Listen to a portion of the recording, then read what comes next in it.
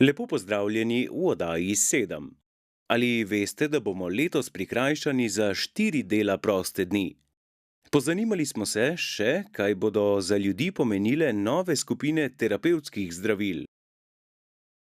Gašpar Mišič, kljub temu, da je vozil pijan, ostaja na položaju predsednika uprave Luke Koper. Nenazadnje pa še novica o smučarski nesreči Mihaela Schumacherja. Med ostalim si poglejte še športne novice o košarkarski reprezentanci gluhih in rubriko Nasveti. Ostanite z nami. V enem letu imamo 13 dela prostih dni oziroma praznikov. Lani smo imeli 11 praznikov med delovnim tednom, 2 praznika pa sta bila v soboto ali v nedeljo. Letos pa bomo imeli samo 9 dela prostih dni. Prvi takšen je bil 1. januarja, naslednji pa bo na velikonočni ponedeljek 21. aprila.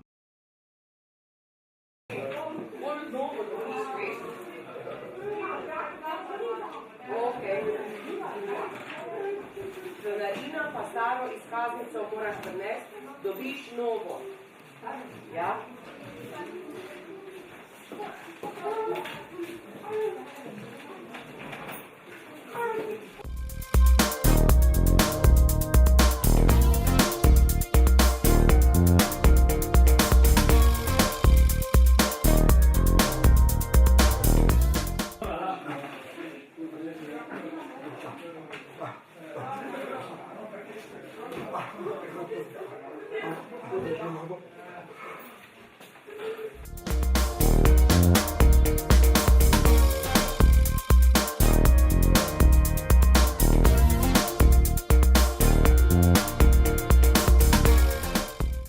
Letos smo morali na delo 2. januarja že drugič. Vlada je ta dela prost dan ukinila pred 2 letoma. Večini ljudi to seveda ne ustreza, saj so ravno 2. januar izkoristili za počitek po praznovanju novega leta.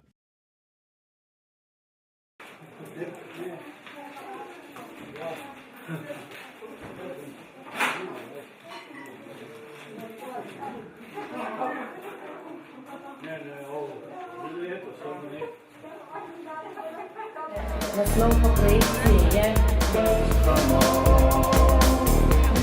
Naslednje leto pa bomo prikrajšani še za pol manj dela prostih dni.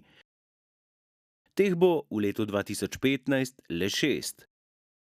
Vsi ostali prazniki bodo namreč ob koncu tedna.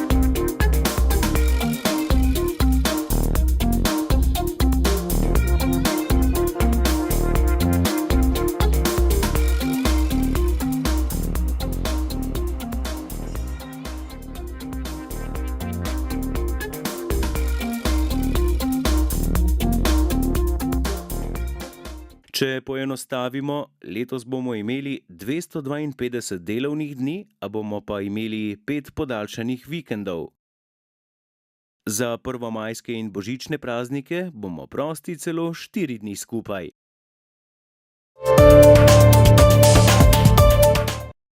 Zavod za zdravstveno zavarovanje Slovenije je začel uvajati skupine terapevtskih zdravil. To so zdravila z enakimi učinkovinami različnih proizvajalcev, le da so nekoliko cenejša. Zavod je tem skupinam zdravil določil enotno, najvišjo ceno, ki jo že krije. S tem ukrepom bo letno privarčeval okoli 50 milijonov evrov. Če bo pacient želel svoje običajno zdravilo namesto enakega terapevtskega, bo moral zanj doplačati razliko v ceni. Sedaj so uvedene 3 terapevtske skupine, in sicer oktobra so bila zdravila za zdravljenje želodčnih razjed oziroma za preprečevanje težav z želodcem, to so tako imenovani zaviralci protonske črpalke. Sedaj z januarjem se pa uvajata še 2 skupini, in sicer ena skupina zdravil za zniževanje povišanega krvnega tlaka in druga za zniževanje lipidov oziroma holesterola. Ker so to široko predpisana zdravila, ki jih prejema okoli 300.000 bolnikov, je mnoge strah, da so to zdravila slabše kakovosti in da bodo raje doplačevali za svoja običajna zdravila.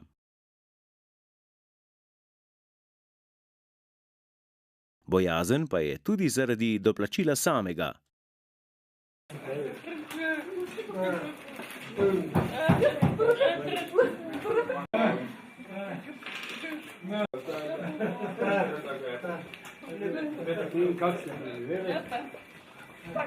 Upokojensko, umirjeno.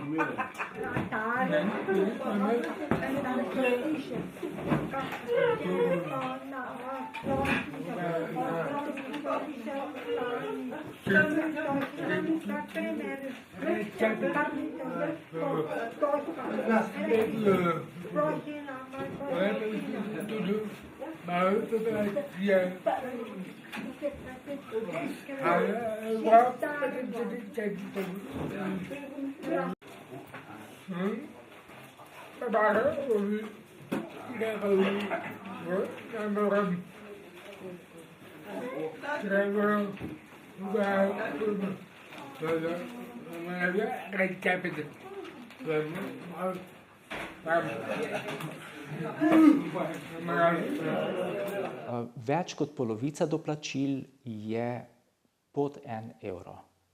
Potem pa naraščajo do ekstremne vrednosti, ki je res povsem nemogoča, priznam, recimo 80 evrov za eno škatlico, za 3-mesečno pakiranje enega zdravila. Torej, jasno je, da tistega zdravila nihče ne bo več predpisoval, niti kupoval. Torej, če se cena tega zdravila ne bo prilagodila, cene zdravil padajo, je teh doplačil vse manj. Recimo konkretno za te nove skupini, sedaj šele nekaj dni po uveljavitvi, v ponedeljek 6. sta bili uvedeni, je že v bistvu samo v eni skupini samo še 6% zdravil za doplačati, če gledamo na tržni delež, in v drugi 14%. Torej, velika večina bolnikov sploh ne bo opazila, da je prišlo do te spremembe. Ali bo treba doplačevati za vsa zdravila? Torej, potrebno je povedati, da so skupine sestavljene tako, da so vanje vključene primerljiva zdravila. Torej, in v vsaki terapevtski skupini je vsaj eno zdravilo, ki ni za doplačati.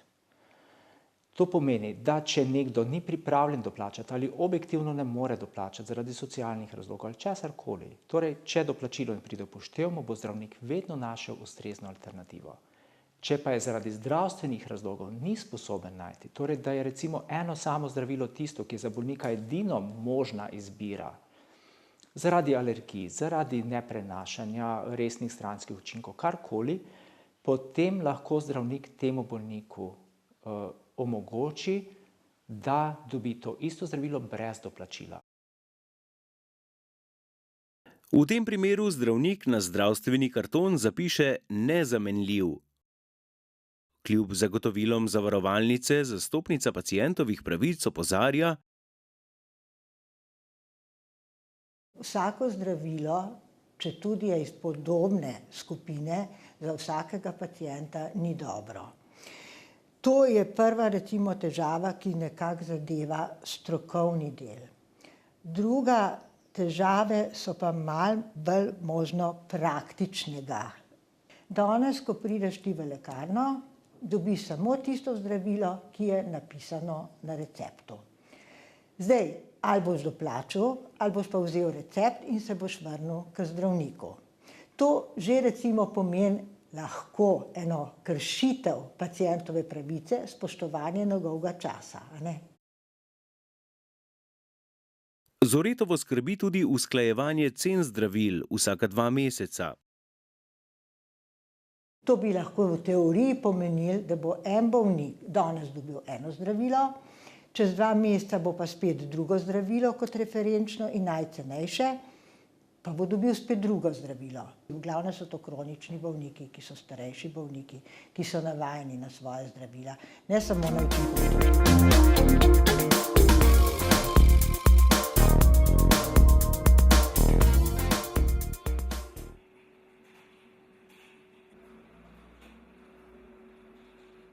Moramo se zavedati, da vsaka menjava je lahko malo problematična.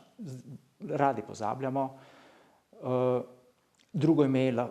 Dobiš drugo ime za isto učinkovino in misliš, da gre za drugo zdravilo in jemlješ obe skupaj, staro in novo skupaj, to je lahko zelo nevarno.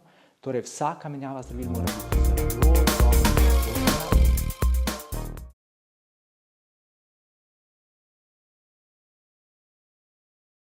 Nasvet zastopnice pacientovih pravic je, da se pri zdravniku natančno pozanimate o svojem zdravilu in načinu jemanja.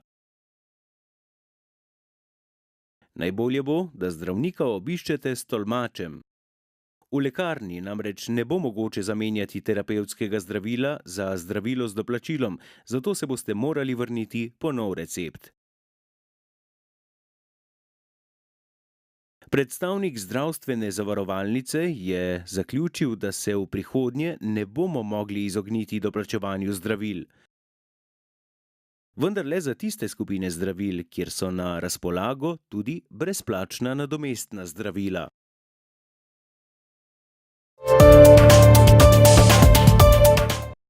Gašpar Mišič, član Pozitivne Slovenije, nekdanji državni sekretar, podžupan občine Piran in predsednik uprave Luke Koper, se je ob vstopu v politiko predstavljal kot znanilec pozitivnih sprememb, a je zadnje čase edina pozitivna stvar, po kateri ga pozna javnost, pozitiven alkotest.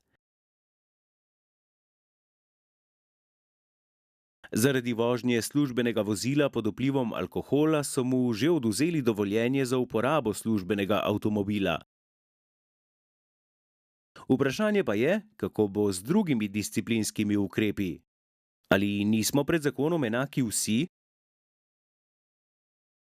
Strinjali smo se, da je z vožnjo v vinjenem stanju nesporno škodil ugledu družbe in s tem kršil svojo pogodbo o zaposlitvi, pogodbo o uporabi službenega vozila in etični kodeks Luke Koper, je povedala predsednica nadzornega sveta Luke Koper Alenka Žnidaršič Krajnc.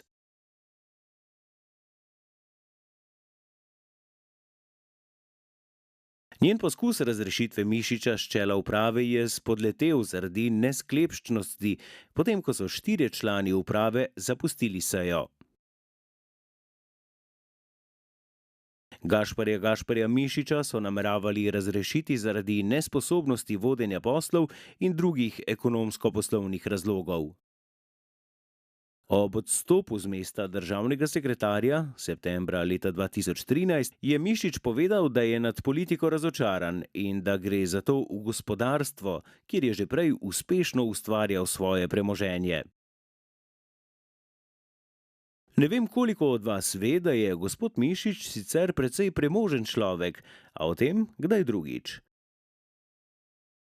Zdi se, da je na vrhu prostora malo, boj za oblast pa neusmiljena, ne glede na to, ali so to politični ali gospodarski vrhovi. 7-kratni svetovni prvak v Formuli 1 ostaja v bolnišnici v Grenoblu v Franciji, potem ko si je na smučanju hudo poškodoval glavo. Michael Schumacher je 29. decembra lani na smučanju v Meribelu v Švici padel in utrpel hude možganske krvavitve. Po 2 operacijah še vedno ostaja v umetni komi. Zdravniki so potrdili, da je njegovo stanje sicer stabilno, vendar je še vedno v kritičnem stanju. Zdravniki si ne upajo napovedati, kdaj ga bodo zbudili iz kome in kakšne bodo posledice. Obstaja tudi nevarnost, da Šumi iz umetne kome zdrsne v pravo komo. Schumacher naj bi smučal izven označene proge in zadel ob skalo. Zadnji podatki kažejo, da padcu ni botrovala prevelika hitrost. Mednarodni komitej za šport gluhih je zaključil zbiranje prijav reprezentanc za udeležbo na svetovnem prvenstvu v košarki, ki bo julija 2015 na Tajvanu. Svetovnega prvenstva se bo lahko avtomatično udeležila tudi Slovenija, saj je na Evropskem prvenstvu gluhih v košarki v Konji v Turčiji leta 2012 drugič postala evropski prvak in si hkrati prislužila vozovnico za svetovno prvenstvo gluhih v košarki. Na Tajvan potujejo tudi aktualni svetovni prvaki Litvanci, ki so naslov osvojili leta 2011 v Palermu v Italiji. Prvenstva se bo udeležilo 16 reprezentanc sveta, 8 najboljših iz Evrope in najboljših iz zadnjega evropskega prvenstva. Ostalih 8 mest pa bodo zapolnile najboljše reprezentance drugih celin: Azija z Oceanijo, Afrika in Amerika. V rubriki Nasveti vam bomo povedali, kako premagati nespečnost na zdrav način. 1 uro pred spanjem si privoščite 2 kivija. Ta sadež vsebuje serotonin, kemikalijo, ki je pomembna pri uravnavanju razpoloženja, apetita, spolnosti in tudi spanja. Privoščite si torej izjemno okusen in nadvse zdravilen sadež. Z oddajo smo prišli do konca. Če vas kaj zanima ali imate morda kakšno vprašanje, nam pišite na elektronski naslov. Mi pa bomo poskušali najti odgovor, ki ga bomo predstavili v oddaji. Lepo se imejte in nasvidenje.